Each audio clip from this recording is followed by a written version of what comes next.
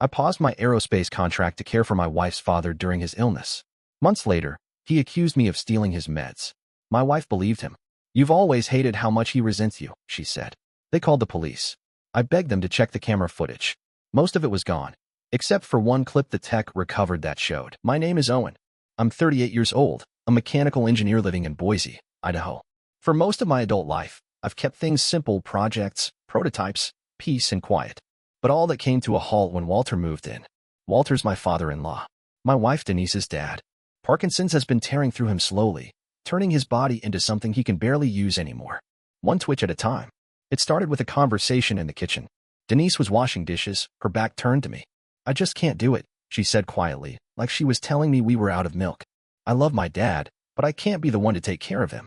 I'm not strong enough." I remember drying my hands on a towel, looking at the back of her head. She didn't turn around. She didn't have to. I already knew what was coming. "You're the practical one, Owen," she added. "You're good with schedules, plans. You'd be better at it anyway. Better at it." Like this was some task at work that needed assigning, not a life-altering shift. Still, I said yes. Because I loved her. Because it was her dad. Because I thought it was the right thing to do. So I paused my contract work, solo aerospace prototype design for a startup out of Denver. A huge opportunity. One of those rare projects you pour yourself into for years. But Walter needed someone, and I stepped in. We cleared out the guest room, made it accessible. I installed rails in the shower, rearranged the hallway for the wheelchair, printed out charts for medications, scheduled his physical therapy and speech coaching, designed a full weekly routine on a dry erase board. And Denise? She vanished. Not literally, of course. She still lived here. But between her high school teaching job and her emotional unavailability, I was basically on my own. "Dad's asking for his lunch," I'd say. "Oh," she'd respond, distracted. "Can you handle it?" "I'm behind on grading." She was always behind on grading. Walter moved in with a scowl already cemented on his face. The man didn't say thank you. Not once. From day one, he looked at me like I was just some hired help who wouldn't shut up. "You never really were much of a provider," he muttered one afternoon as I helped him into his chair. I didn't even flinch. "Let's get you to therapy," I said, adjusting the footrests. He liked to test me with comments like that. Sometimes they were quiet little stabs, other times full-out declarations. "You engineers just like playing with toys," he sneered once while I was fixing his walker. "But you never built anything that mattered." I could have said a lot in that moment. About how my designs were helping reduce fuel waste in unmanned aircraft. About how I'd made more money in the last 3 years than he had in his entire career. But I didn't. Because what would be the point? Walter was sick. That's what I kept telling myself. This wasn't him. It was the disease. Except, sometimes it was hard to believe that. 3 weeks in, I realized he wasn't going to give me even a sliver of grace. "No, thank you for helping." "No, sorry you had to put your work on hold." Just more passive-aggressive digs about how Denise deserved better. "I told her not to marry you," he said once, wheezing into his recliner. Thought she'd wise up. I stood there in silence, holding a bowl of warmed-up oatmeal, just staring at him. "You gonna feed me or stare all day?" he snapped. I sat the bowl down on the tray and left the room. Denise found me in the garage later, sanding a broken cabinet drawer. "You okay?" she asked. "I'm fine," I lied. She leaned against the workbench. "He's just going through a lot." "Yeah," I said, sanding harder. "So are we." She didn't respond. That was the first time I realized she wasn't going to protect me from him. That maybe she even agreed with some of what he said. It was a small realization, but it burned a hole through my chest that never fully healed. A month passed. Then 2. And every day looked the same. Wake up. Give Walter his meds. Make his breakfast. Help him shower. Wheel him to his therapy chair. Listen to him grunt and insult me in between episodes of game shows. Get no support. Get no thanks. Denise stopped asking how I was doing. Stopped checking in at all. She was either grading or sleeping or just too emotionally drained. Her phrase, not mine. By the time I noticed how thin I'd gotten, how gray my reflection looked, I was already too deep to do anything about it. I told myself it was temporary. I told myself I was doing the right thing. But deep down, I was starting to realize something. I wasn't just Walter's caregiver. I was his prisoner. It was a Tuesday, warm and dry like most spring afternoons in Boise. I had left the house for a quick run to the hardware store, needed new brackets to fix the latch on Walter's bathroom door. He'd been complaining it sounded like a trap every time it clicked shut. I was gone maybe 30 minutes. When I walked in, I knew something was off. Walter was sitting rigidly in his recliner, eyes a little wider than usual, mouth pressed tight. The TV was muted. Denise stood in the corner near the hallway, arms folded across her chest. She didn't even look at me. "There he is," Walter said, loud and theatrical. "The saboteur returns." I blinked. "What?" Walter raised his hand in a shaky arc, pointing at the small plastic pill organizer on the table beside him. It was open. Empty. His voice was dry and dramatic, like he was reading lines in a play. My medication is gone. I set the hardware bag down slowly. Gone? What do you mean it's gone? He narrowed his eyes. Don't act surprised. You were the last one to handle it this morning. That was true. I gave him his tremor meds with his scrambled eggs like I did every day at 8 a.m. I had double-checked the slots myself. I saw the refill last night, I said. There were 5 full days in there. Well, not anymore, Walter snapped. They're gone. All of them. And you're the only one who touches them. I looked at Denise, finally catching her eye. Can you check the kitchen counter? Maybe you dropped them? Walter slammed his hand on the armrest. Don't you dare accuse me of being careless. You took them. I let out a humorless breath. Why would I steal your medication? Out of spite, he said, like it was obvious. You hate being here. You resent me. You think I don't see it? Denise stepped forward then, voice quiet but ice cold. Owen, did you? I turned to her, stunned. Are you serious right now? He says they're gone, she said. I need to ask. No, you didn't need to ask, I said, my voice sharper than I meant. You needed to have my back. Walter made a dramatic sound, somewhere between a scoff and a cough. He's unstable, always muttering to himself. Gets frustrated real easy. Maybe he wanted to scare me. Jesus, Walter, I muttered. That's enough. Denise ignored him and walked past me, heading into the kitchen. A few seconds later, I heard drawers opening, cabinets shutting, her footsteps moving around fast. She returned a minute later, her expression unreadable. They're not in the kitchen. I stared at her. So you believe I took them? She looked down, then back up. I don't know what to believe. Then she walked over to the dining table, picked up her phone, and dialed. I watched her press it to her ear, her face blank, like she was ordering takeout. Yes, hello, she said. I need to report missing medication Parkinson's meds. Carbidopa-levodopa. They were here this morning, and now they're gone. I held up both hands, stunned. Are you calling the police? She turned slightly, lowering her voice. No, I'm calling the non-emergency line. It's protocol. They'll just make a note of it. No, Denise. It's not just a note. You're making a report. You're documenting me. Walter let out a raspy chuckle behind us. Well, maybe that's what it takes to get to the truth.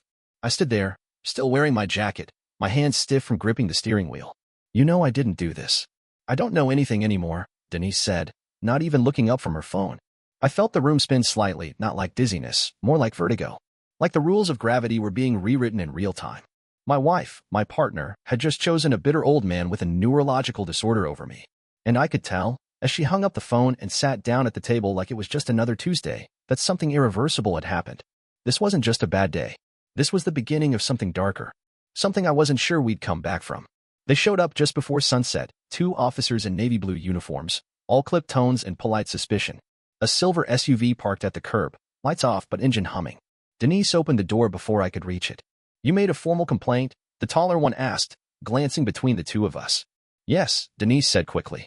My father's medication went missing this morning. Carbidopa-levodopa, high dosage. And you believe it was stolen? Walter sat in his recliner behind her, staring at the officers like a stage actor waiting for his cue. I don't believe it. I know it. The man took them out of spite. He's always snapping, storming around. I don't feel safe.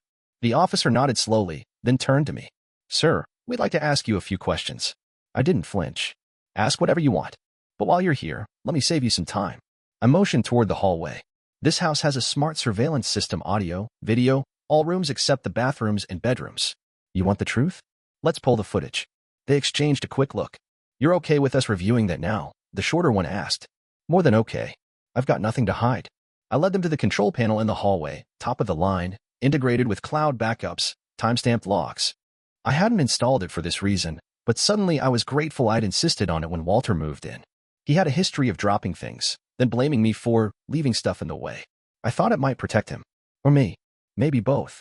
The officers stood behind me as I scrolled through the motion-flagged clips from that afternoon. And that's when things got weird. Most of the footage was gone. Just gone. No motion events between 10:45 a.m. and 3 p.m. The system log showed deletion activity, manual override. But it required admin-level access, and I hadn't touched it. I felt my stomach clench. This isn't right. There should be hours of footage here. The taller officer crossed his arms. Any idea how it was erased? No, I said, voice tight. But it wasn't me. Then, right when I thought I'd have nothing to show, one clip surfaced, a 10-second video, from the living room camera, timestamp 12:17 p.m. I tapped it. The screen showed Walter hunched over his pill organizer, alone, His hand trembled slightly as he opened the lid. Then, with surprising clarity, he slipped the contents into the pocket of his robe.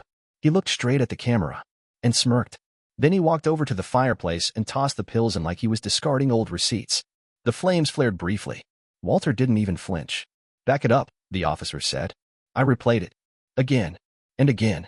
The third time through, Denise walked in behind us. She froze when she saw the screen. Walter's smirk. The flick of the wrist. The way he stared directly at the lens like he knew what he was doing. "What the hell?" she whispered. "Looks pretty clear to me," the shorter officer said. Walter's voice rang out from the living room. "Don't believe that crap. It's edited." The taller officer raised an eyebrow. "Sir, do you often edit your own surveillance footage?" Walter didn't answer. Just coughed and muttered something unintelligible. The officers exchanged a look. The taller one pulled out a card and handed it to me. "We'll file a report noting the clip, and we'll recommend a follow-up investigation for tampering with evidence." Denise didn't say a word.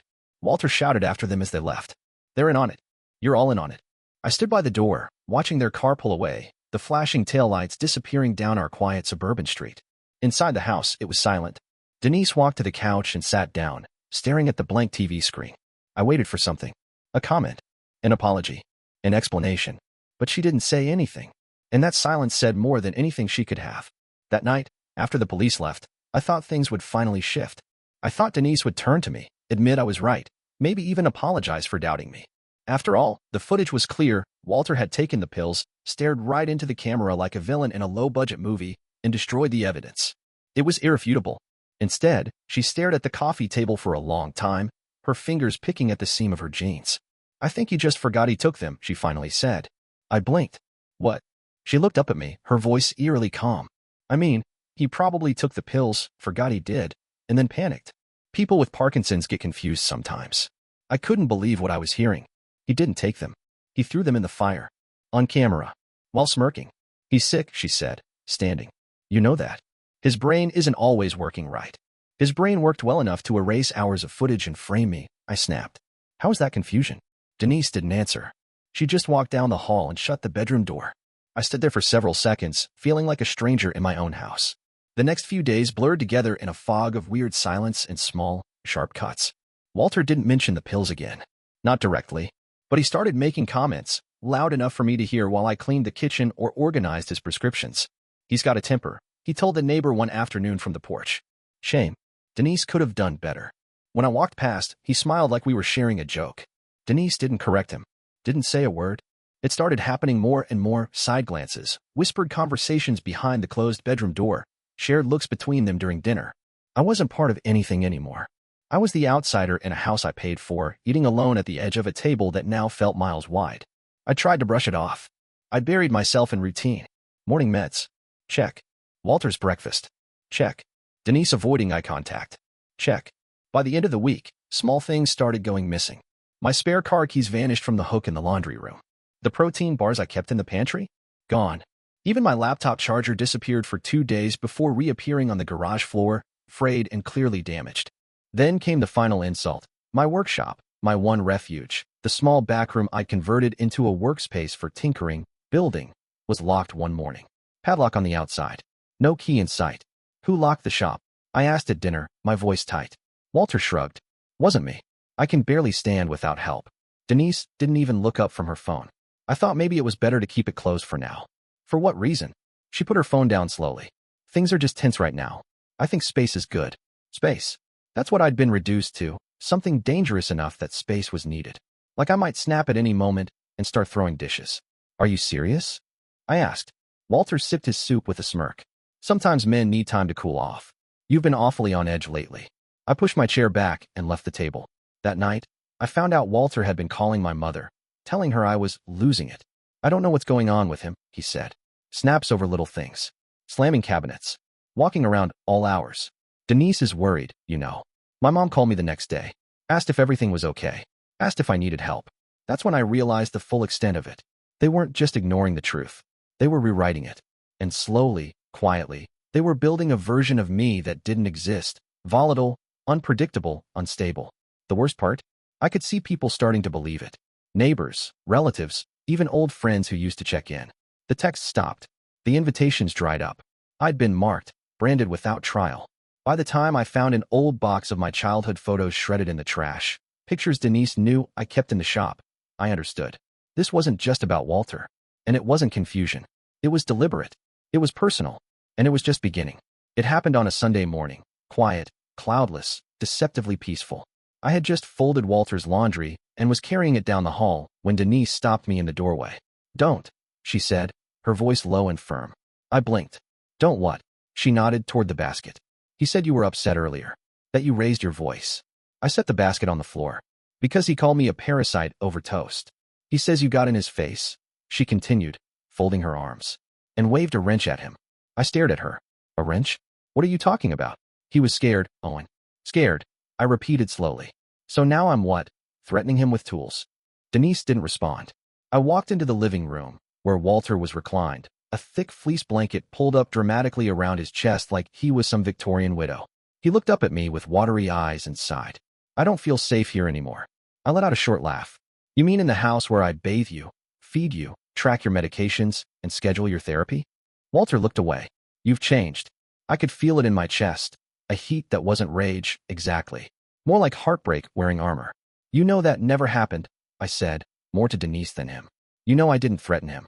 "I don't know what to believe anymore," she whispered. Those words again. The exact ones from the last incident. As if she had them rehearsed. 2 hours later, the doorbell rang. Police again. This time, no questions. Just statements. "There's been a formal complaint," the officer told me. "A claim that you acted violently toward a vulnerable adult.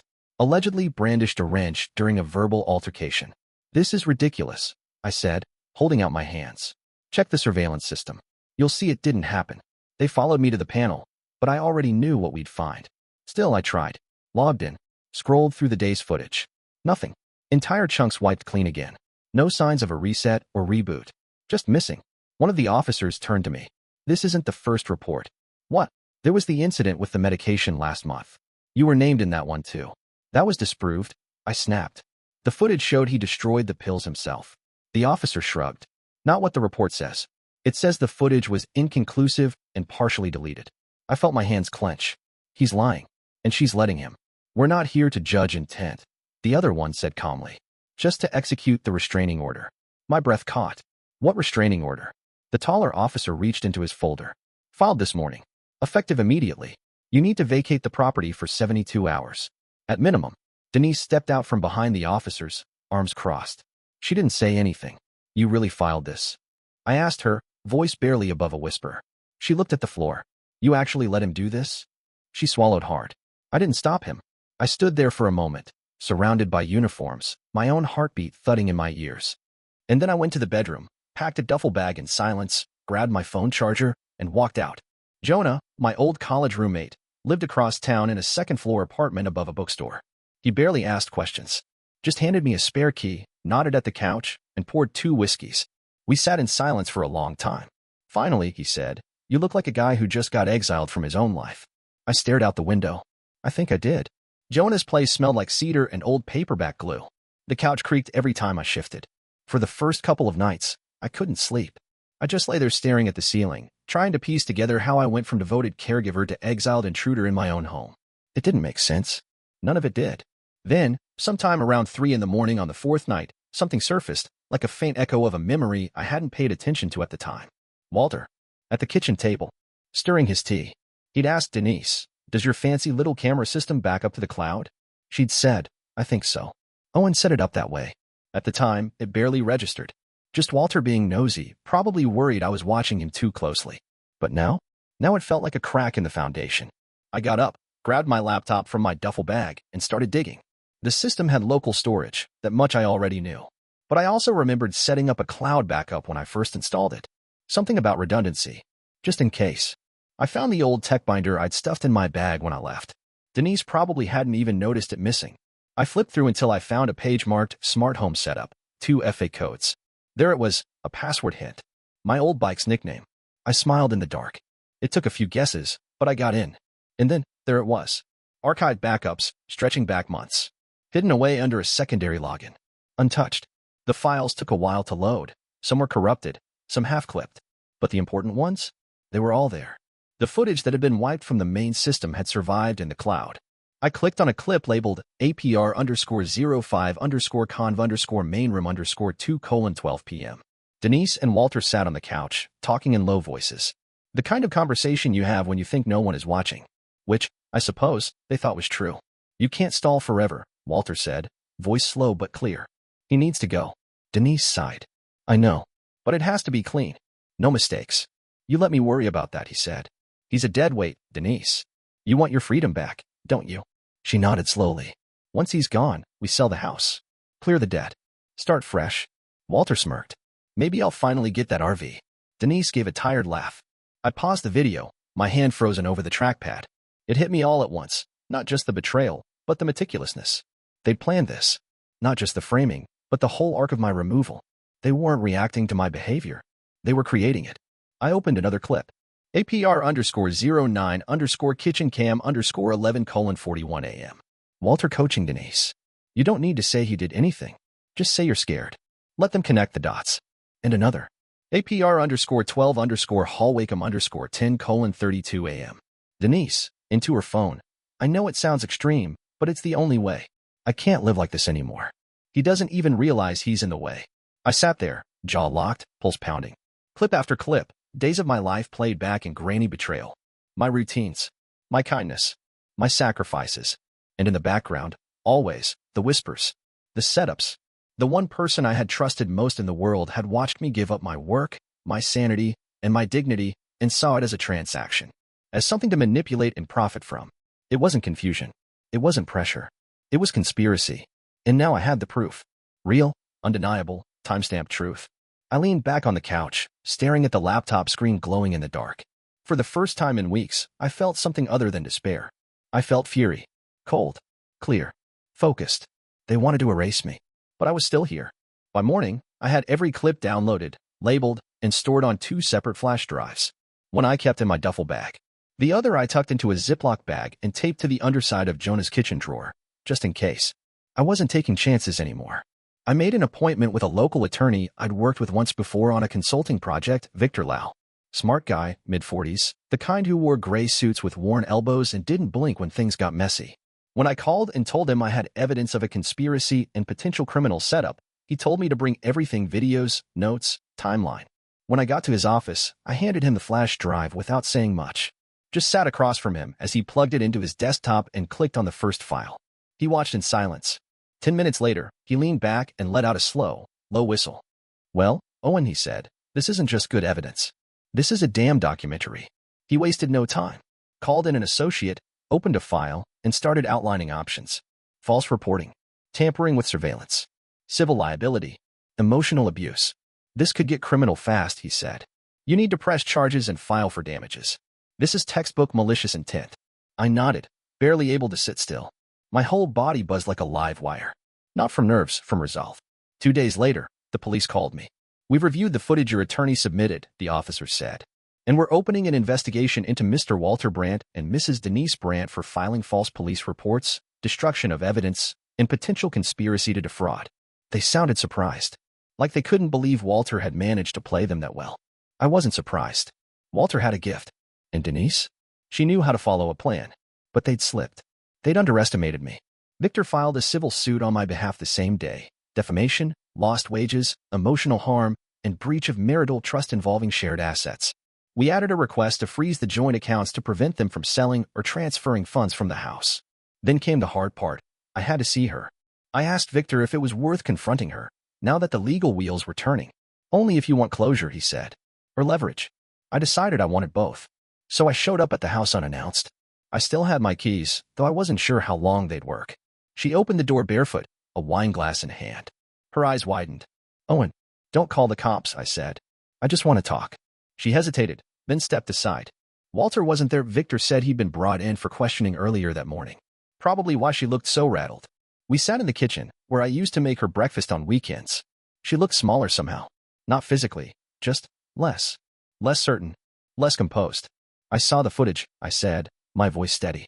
All of it. Her lips parted, but she didn't speak. You lied, I continued. You let him lie. You tried to destroy me. She looked down into her wine, then up again. It wasn't supposed to go that far. I laughed. Which part? Kicking me out of my house? The fake assault report? The surveillance tampering? She bit her lip. We were just drowning, Owen. The debt, the pressure. You were so focused on your projects. You didn't see how hard it was for me. For us. I stared at her. So you decided to ruin me? Make me look crazy so you could cleanly cut me out and sell off what was left. Tears welled up in her eyes. It wasn't like that at first. But once Walter got involved, it spiraled. I didn't know how to stop it. You didn't try. She swallowed, her voice trembling. I'm sorry. I pulled out my phone and hit record. Say that again. She blinked. What? Say it again. I want it on record. She hesitated, then nodded. I'm sorry, Owen. For everything. I ended the recording. Good. That'll make court easier. Her face crumpled as I stood up. Owen, please, can't we just fix this somehow? I shook my head. You broke something that can't be fixed. She reached out. I stepped back. Good luck, Denise, I said. You're going to need it. And I walked out. For the first time in months, I felt taller. Not angry. Not broken. Just done. The interrogation footage leaked before the end of the week. Walter had cracked in less than 40 minutes. According to Victor, he'd gone in cocky, claiming I was violent and unhinged. But once the investigators started showing him the deleted footage and quoting the timestamps, he unraveled fast. I didn't mean to hurt the boy, he reportedly said. I was darting. It was Denise's idea. She wanted the house. I just helped move things along. Full confession. Blamed her at every turn. Denise was brought in the next morning. She didn't cry. She didn't deny. She just looked exhausted. When pressed about the plan, she admitted to considering her options and not stopping it when it got out of hand. That's how she described framing her husband, something that got out of hand. The school district put her on immediate leave. Emails to her from colleagues and parents leaked awkward, tight-lipped phrases like disappointed, concerned, unfortunate turn of events. The kind of phrasing people use when they don't want to say shocked and disgusted. Our joint accounts were frozen by court order. She tried to file a petition to access funds for legal defense, but Victor's injunction held firm. She was stuck. No job, no savings, no fallback. Media outlets picked up the story after a local news station ran a segment titled, Engineer Framed by Family in Alleged Property Scheme. I refused interviews, but someone leaked the lawsuit summary. The public opinion shifted fast. People liked a clean villain. In this case, they had two. Victor pushed for a civil suit trial date fast. The court moved even faster. It took one afternoon. We submitted footage, audio clips, the police reports, Walter's full confession, and Denise's recorded apology. The judge watched a few key clips on the screen in the courtroom, Walter smirking at the camera, Denise nodding as he talked about getting freedom back, the erased logs showing surgical deletions. Denise didn't speak. She just sat there, eyes hollow. Walter was too frail to attend in person. He testified via video call from a medical holding facility, wrapped in a scarf despite the summer heat. The judge didn't hold back. In all my years, I've never seen such methodical betrayal wrapped in domestic pretense, she said. This wasn't a misunderstanding. It was calculated erasure of a man's role, rights, and presence. The ruling, full civil damages in my favor. Denise and Walter were ordered to pay me $275,000 for defamation, lost income, and emotional distress. The house title was transferred solely to me. Their attempt to contest that was denied within minutes. Victor leaned over and whispered, "That's checkmate." When the gavel dropped, I didn't cheer. I just exhaled. Slowly. Finally. Outside the courthouse, Denise stood by the sidewalk, clutching her purse like it was the only thing she still owned. She didn't look at me. I didn't stop. Justice hadn't made me whole, but it gave me the one thing I'd lost months ago. A clear path forward. And I was already halfway down it. The dust settled faster than I expected. After the ruling, Walter was transferred to a long-term care facility outside of Nampa. The court declared him unfit to manage his own affairs, and without access to the house or Denise's income, he had no other options. The facility wasn't terrible, but it wasn't private either. Shared rooms. State funding. Dignity stretched thin. I didn't visit. Not once. Denise lost everything in waves. First came the suspension from the school district. Then the formal dismissal. A quiet HR statement landed in the local news. Ms. Brandt is no longer employed. No apology. Just erasure. Much like what she tried to do to me. Her credit cards froze next. The shared lines were under review, and she'd never had personal savings. Most of what she owned had been financed, or propped up by the idea of our future. A future she dismantled piece by piece. I heard from a mutual friend, well, more of an acquaintance, that she was couch surfing. Crashing with a friend in Meridian for a while, then someone in Garden City. Asking around for work, references, anything. No one was biting. She had burned more bridges than she realized. And without Walter at her side to spin stories or push blame, she was just another disgraced name in a small town that gossiped like wildfire. Then came the voicemail. She called late one night, just past midnight. I was in the kitchen, drying a glass, and saw her name flash across the screen. I didn't answer. She left a message. Hey, it's me. I know I'm the last person you want to hear from, but I wanted to say I'm sorry. Again. For everything. I know it doesn't mean much now, but I wasn't in my right mind. I let things get out of control. I miss you. I miss us. I don't expect anything. If there's any part of you that could, someday, maybe give me a second chance. Her voice cracked. Then the message ended. I stood there for a long time, staring at my phone. Then I opened the voicemail, hit delete, and slid the phone into a drawer. That was the last thread. The final string tugging at some old, soft part of me that used to forgive too easily. That part didn't live here anymore. Letting go wasn't loud. It wasn't angry. It was quiet. Simple. Final. I walked out onto the porch, looked up at the stars over Boise, and let the night wrap around me like a fresh page. Whatever came next, it would be mine. Not shared. Not stolen. Mine. I moved to Flagstaff 3 months after the trial ended. There was no dramatic announcement, no goodbye tour. I packed up what mattered, sold what didn't, and left the rest in a donation pile on the front lawn. A few neighbors waved as I loaded the last box into the truck. Some didn't say a word. That was fine. They'd seen too much, or maybe too little. Flagstaff was different. Quieter. Colder at night, but in a way that felt cleansing. I rented a small A-frame cabin just outside town, tucked near the pines, with a wide porch and a garage I could finally call mine again. And I worked. Not for a company. Not for anyone else. Just me. I took on a few freelance engineering gigs here and there, mostly design reviews and prototype consultations, but nothing full-time. I didn't want to build rockets anymore. I wanted to build things that didn't carry other people's timelines, pressures, or expectations. So I started making kinetic sculptures. Steel and copper frames. Moving parts. Pieces that shifted with wind or touch. Some ran on solar cells, others on pulleys and gears I designed by hand. I found a rhythm in it, measured, deliberate. The kind of work where every hour poured and gave something back. One sculpture caught the attention of a local gallery downtown. They asked for more. I gave them 5. The gallery hosted a small show. People came. They watched the pieces move, slow and hypnotic. One man stood for 20 minutes in front of a sculpture I'd named Equilibrium, 2 counterweights dancing on a curved rail, never touching but always affecting each other's path. He asked if it was about physics. I said, it's about trust. He didn't ask more. The days passed simply. Coffee in the morning. Workshop in the afternoon. Walks in the evening. A dog started following me around, scruffy mutt. Maybe part shepherd, part stubborn. I named him Edison. Sometimes, late at night, I'd sit on the porch, Edison curled up by my feet, and let my mind drift back to Boise. Not often. Not with longing. Just with curiosity. I'd wonder if Walter ever regretted it. If Denise ever really grasped what she'd done, not just to me, but to herself. But the thoughts never stuck. They passed like wine through the trees. I didn't replay the betrayal anymore. I didn't nurse it. It wasn't who I was. I was a man with steel under his fingernails and sunlight on his face. I built things that moved gracefully and served no purpose other than to exist beautifully. That was enough. That was everything. And for the first time in years, maybe ever, I didn't look back.